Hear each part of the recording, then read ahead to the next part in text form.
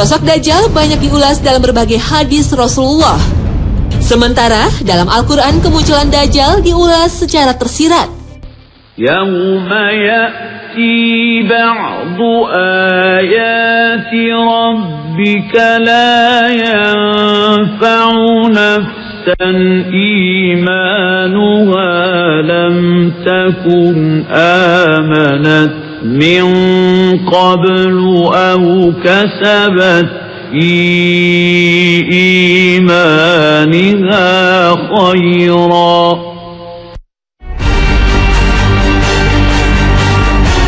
Secara fisik, Dajjal adalah seseorang dari bangsa manusia yang matanya buta sebelah, tapi memiliki ciri khusus. Pada dahinya tertulis sebuah kalimat dalam huruf Arab, yaitu kafaro, yang berarti kafir.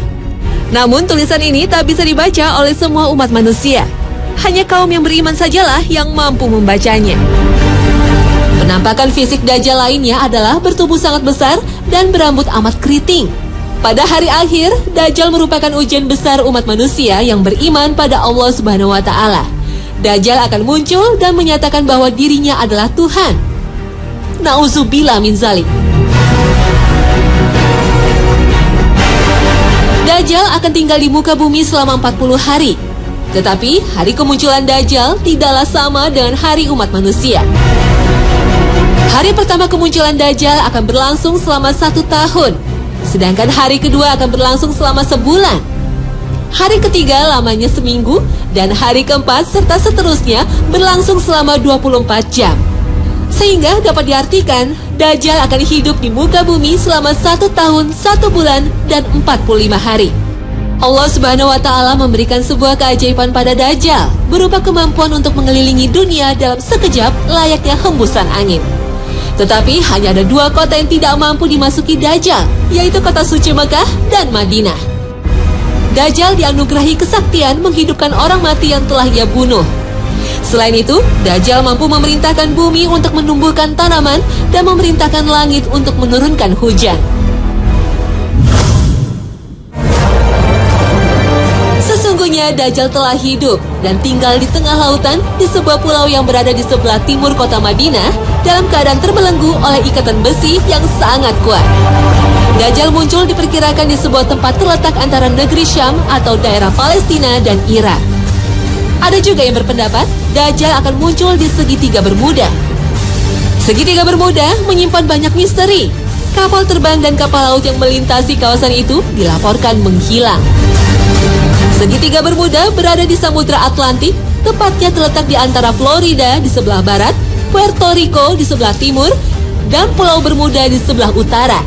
Di kawasan ini terdapat sebuah pulau yang dikuasai oleh Dajjal.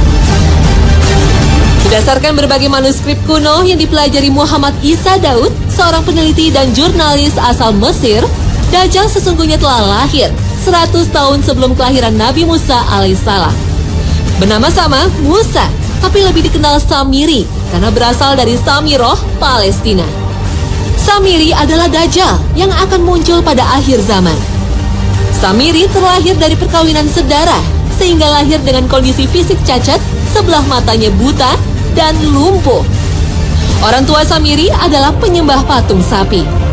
Konon, sejak lahir, Dajjal tidak mau menyusu dan lebih banyak tidur.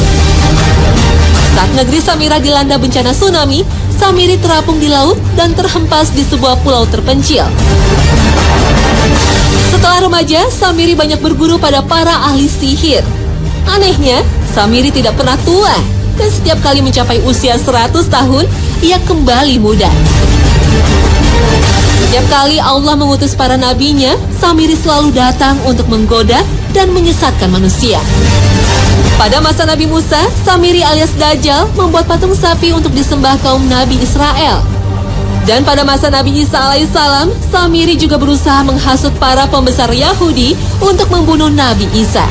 Kemudian menyesatkan para pengikut Nabi Isa dengan memperkenalkan ajaran Trinitas, penebusan dosa, dan menghalalkan babi serta riba.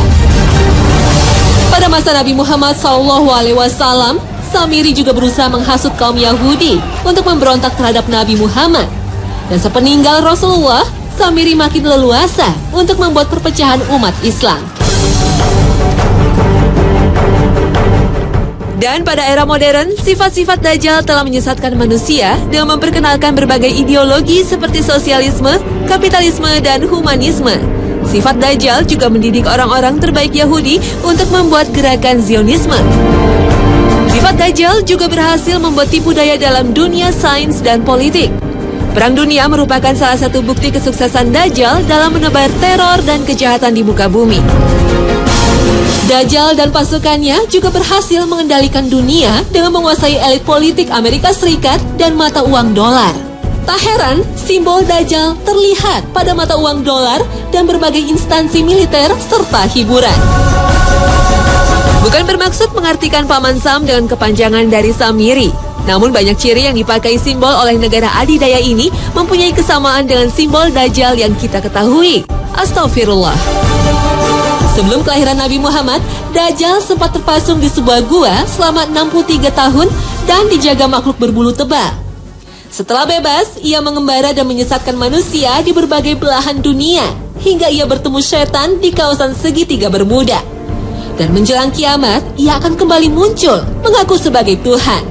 Benarkah kisah ini? Wallahu a'lam. Namun asal-usul Dajjal masih misterius. Sebagaimana iblis, Dajjal adalah makhluk yang ditangguhkan kematiannya oleh Allah. Meski usianya lebih dari 4.000 tahun, tapi fisiknya masih muda dan tak ada yang menandingi kekuatannya.